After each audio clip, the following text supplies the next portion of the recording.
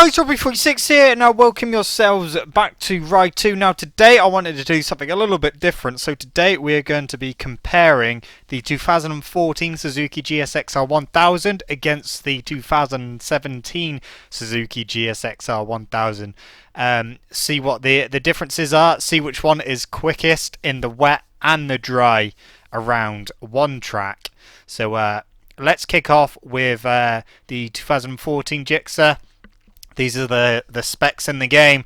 Maximum power 225.3 horsepower. Maximum torque is 139.7. Displacement 999cc, 4 cylinders and 184.2 kilograms. Acceleration is 9.5. This is a fully upgraded bike. So acceleration 9.5, braking power 8.6, top speed 9.9, and handling 8.5, and maximum PP for this bike is 912. So that's 2014 model. 2017 model, I know it says 2016, but it is actually next year's bike. Maximum power 225.4 horsepower.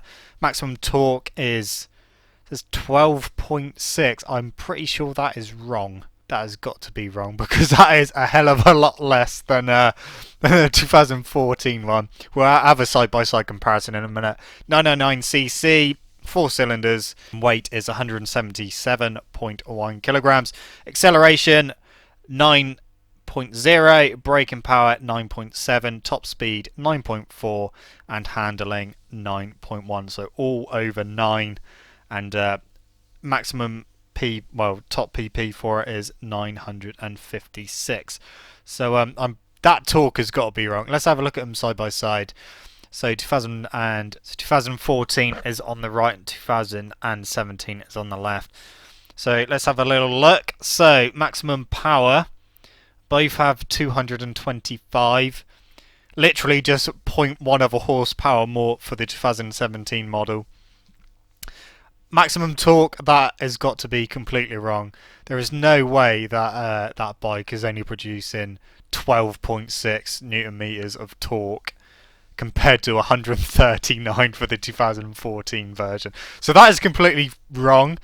Both 999cc, both 4 cylinders, but the 2017 model is lighter, 177.1 kilograms to 184.2.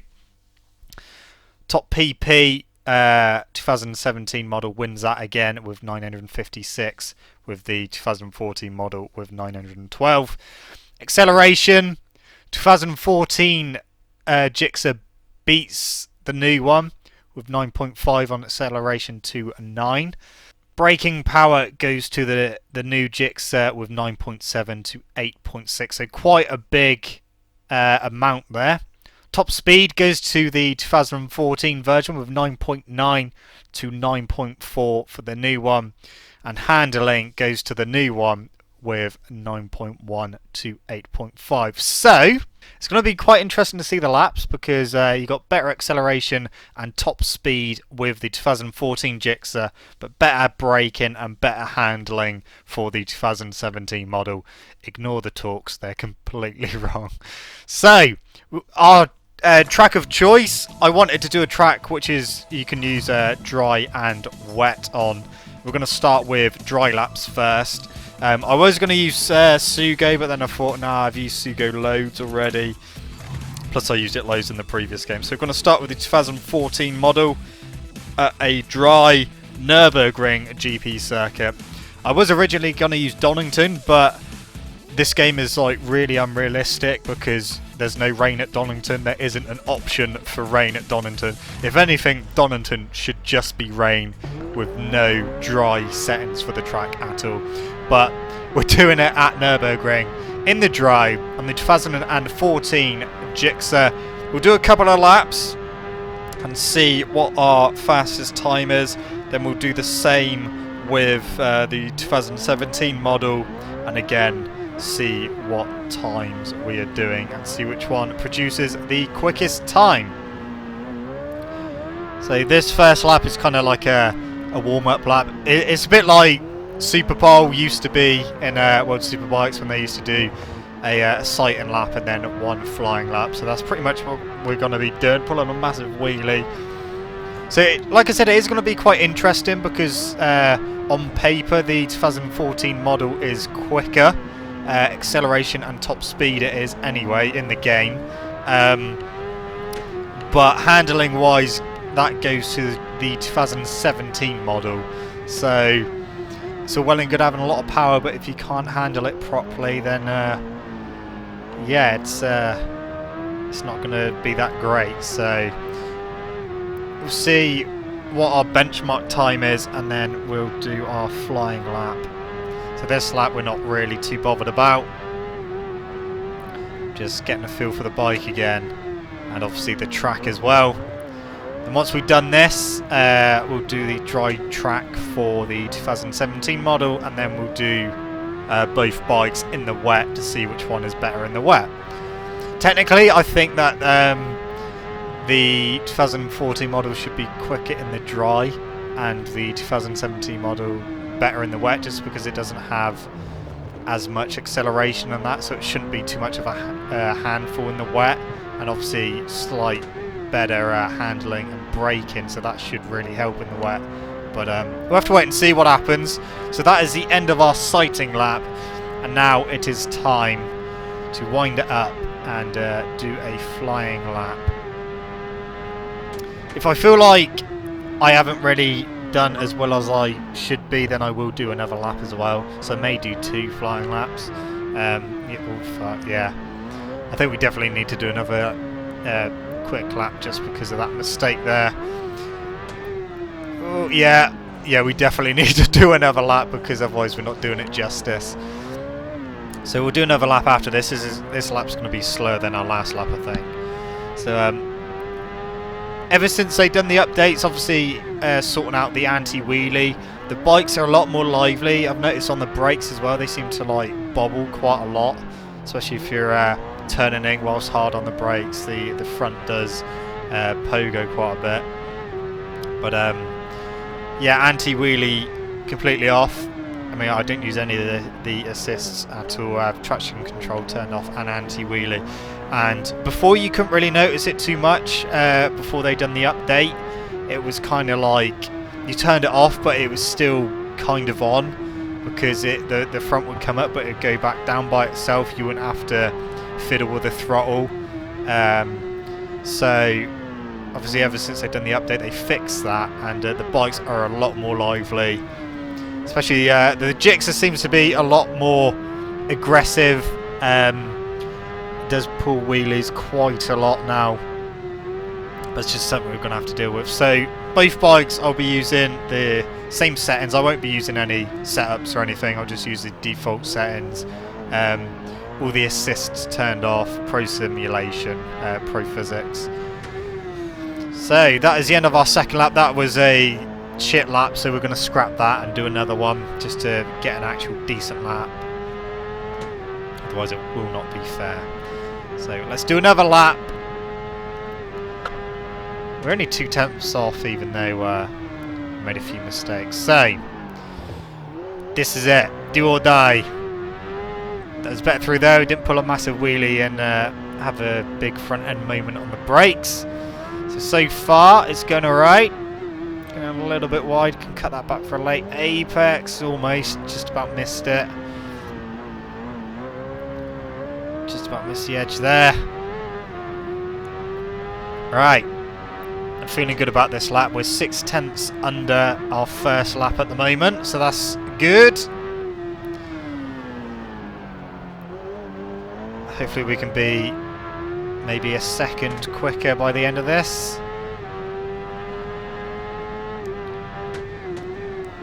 See, we're all a bit wide, but we can cut that back and get a good exit. Yes, we can. That's not too bad going wide into there, because you can cut it back for a late apex and get a good run out up the hill. So still 0.6. All over the curbs.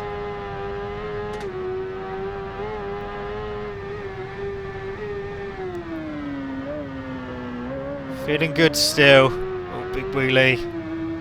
So the only thing I'm kind of struggling to do at the moment is keep the front end down. have to short shift a lot more through the quick right-hander. And we'll be coming up to the chicane. So 0.8 off, so almost a second off.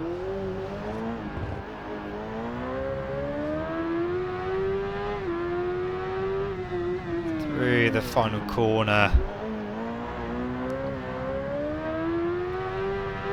And here comes the line. What's it gonna be? The line's quite far down. Here it comes. 158.365. So we're gonna have to remember that time. And then we shall compare it to the 2017 model. Which should be quite interesting.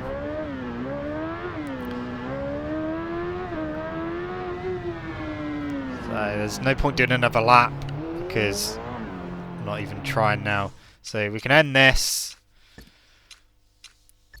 And our time 158.367. Right, now it's time to use the 2017 Suzuki GSX-R1000. I shall put the time up of the previous bike. So here we go. So time to beat is 158.367. Let's see what we can do on this bike. So again, we'll have maybe 3 laps to do it in. See how we do. It definitely feels a little bit different to the other bike. It doesn't, even though the handling's meant to be better than the last one, it does feel a bit more unstable, which is a bit worrying, but we'll see how we go. So I've already done a starting lap, so this is technically our second lap. See how we go. People messaging me, leave me alone. I don't actually know what my first lap was, so we'll see what we are and how close we are over the line. Just keep an eye on that time. All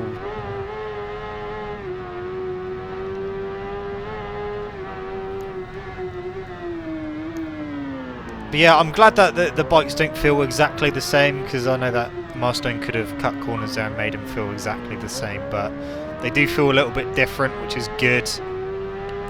Again, it would have been nice, I've said in previous videos, if we could actually put a performance exhaust on it, but unfortunately we don't get that option with the newer bikes. A bit like the 2016 Kawasaki ZX-10R, we can't change the exhaust on that. We can't change the exhaust on this Suzuki, which is annoying. Coming to the end of this lap, let's see where we are. Are we close? Or are we far away? So it's 57, 58. Oh, we're already under. So we've already done a 158.232. I think we can go quicker though. It was only really our first flying lap. So let's keep going. I don't feel that last lap was the best lap in the world, so I think if we do this one, then that should be fine. That'll be 3 laps for each. You know, we didn't see my first lap on this one, but that's fine. So 0.4 under. I think the handling, the brakes, and not having as much acceleration than that is actually helping this bike go quicker, because it's not wheeling as much as the 2014 version was, and I can brake a little bit later and get out of corners a bit earlier without having to worry about wheeling too much. So a little less power to stop the wheeling. That's oh my god, we're almost a second under. It is working. This bike may not be as quick on acceleration or top speed in the game. I will keep reiterating that this is obviously just the game versions of the bikes, not the actual real version of the bikes. So still 0.7 off, we've lost a bit of time. Oh, a bit hot into there. we definitely don't need to do another lap after this one. Round we come.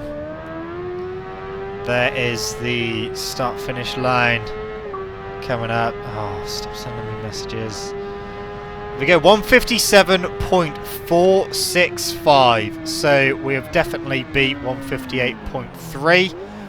Almost a whole second quicker. And I didn't actually have to try too hard to try and do that. So the 2017 Suzuki takes 1 point there.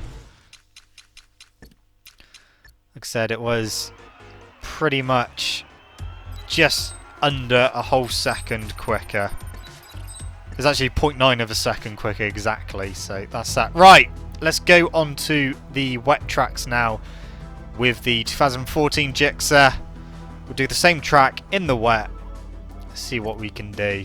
I'm expecting it to be a bit of a handful. We'll have to wait and see. So first lap, off we go. The only annoying thing we got is the raindrops on the camera. Really obscure your vision quite a bit. It's not too bad on the short circuits because the circuits are quite wide, but when you're doing something like the Dunrod circuit or even Northwest 200 and Macau and even Nürburgring, the full Nürburgring, because there's such narrow tracks, when you get the rain on the screen, it's so annoying because the rain are quite big spots of rain, and it can really fuck your vision up, which is annoying. But obviously, riders have to deal with that in real life, in real racing, and they manage it. So we won't complain too much because it's only a game after all.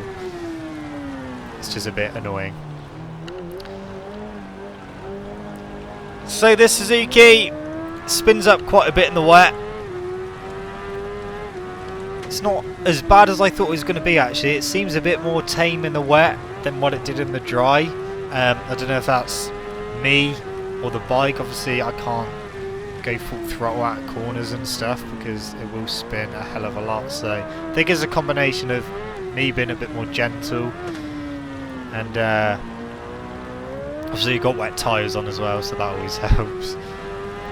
But I just wish the game would just let you, just for a joke, put slick tyres on. I really want to do a race in the wet. Oh, well, we've got a big penalty on that. Yeah, do a race in the wet on slick tyres just to see what it's like. But unfortunately, the game does not allow it. I want to do it in MotoGP games as well, but again, they don't allow it. But maybe if they do eventually do the flag-to-flag races and you have to come in and change your bikes, maybe we might get an option to start on a slick tyre if the track's slightly dry and is going to dry. Yeah, that would be nice. I'm actually going to start a new series soon on Valentino Rossi the game. Just because I still want to play that. I know that a few people have commented saying they want me to do more videos on it. So what I kind of had in mind was starting career again, but this time kind of doing a race to MotoGP. So what I want to do is obviously start Moto3, and when we get our first contract offer after doing the first few races, I'll move up to Moto2, and then again when we get the next contract offer in Moto2 to move up to MotoGP. That's what I'm going to do, and then see how high up in the MotoGP Championship we can get. I think that would be quite interesting because obviously we're going to miss quite a few races being in the lower classes. So that's something I'm planning on doing at some point. I may start it pretty soon. I definitely want to start it within the next few days if I can. But don't worry, I will of course still be doing Ride 2 videos. I want to do a combination of the two because I know that there's people on this channel that maybe prefer the Valentino Rossi the game videos to Ride 2 videos and vice versa.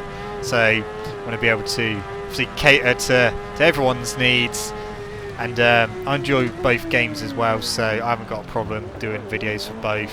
And I just think stops me putting the same game out every day, so at least we'll have a mixture of two games. So what we're going to do on this lap, we will be doing it's going to be sub 2 minutes, no, over 2 minutes, 2.0565.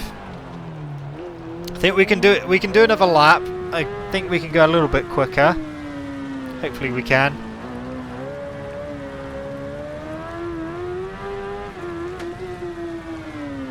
Round we go. So we need to see that first split and see if we're... I feel quicker because last couple of laps I went really wide out that corner and went off the edge of the track, which slowed me down. So 0.7 quicker at the moment. So this is definitely going to be a good lap. Ooh! Rear on the grass and the wet is not what you want to be doing. Definitely trying a bit more now. Not being as gentle, but it seems to be working. Again, because I'm not going stupid, the bike isn't wheeling as much. But this is on for a pretty decent time. 0.4 under, so we've lost 0.3, unfortunately, but it's still going to be 201s. Here we go. Again, we're not using any setups or anything, just default settings, default setup. Still got anti-wheeling, traction control turn right off. With the right hander. Oh. We're almost 0.6 under, so into the chicane we go. That felt better through there as well. Down we go. Out we come. Right, the line will be coming up shortly. It's going to be a 201.532. So that is the time we're going to have to see if we can beat on the 2017 GSX-R1000. So we can end this 201.532. Alright, so the final test. 2017 GSX-R1000 in the wet around Nürburgring. We've got our time to beat 201.532. Let's go do this. See what we can do. So I was a bit surprised that the 2017 version of the bike was quicker in the dry, because I was expecting it to be quicker in the wet and slower in the dry, but as it turns out it's quicker in the dry. Maybe it'll be slower in the wet, we don't know. But we will find out. Through the hairpin we go. So again, this is just our little warm-up lap.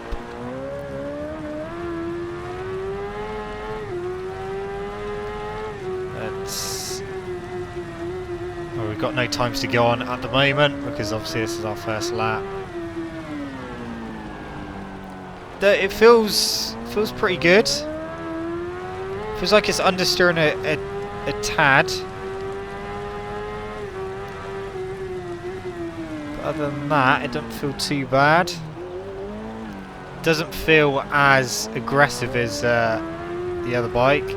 I think that's just down to the less acceleration.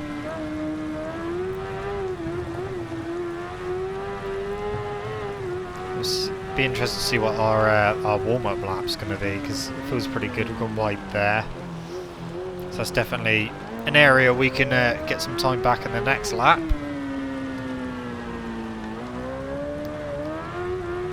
So we come to the final sector with a quick right-hander into the chicane. Ooh. Rear almost came right round there. Final corner. Let's see what our warm-up lap is. It's going to be 2:02, 2:03. So it's not going to be anything special, but wasn't expecting it to be 2:02.1. Okay, well that's a pretty decent first lap. We're going to go wide. Oh. Alright. Now we need to see if we can make up some time because of that mistake in the first corner.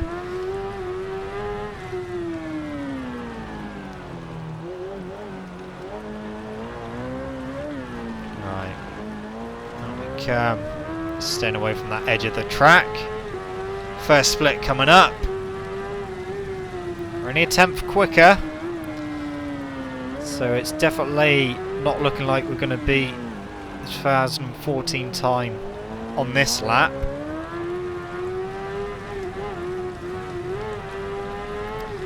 Wheelie's not helping either.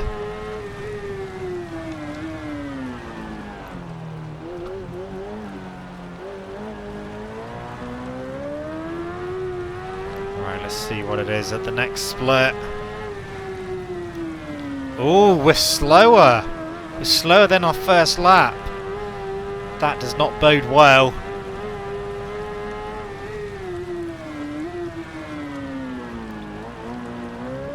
Wow, this is going to be an interesting one.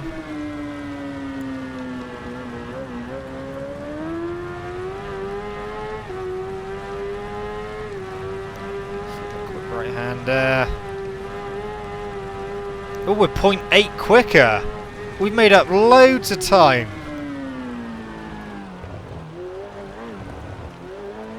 I don't know how we've managed that, but we are 0.8 up somehow after being, well, slower than our first lap. What is it going to be across the line? I don't think it's going to be able to beat the 2:01.5. It is 2:01.298.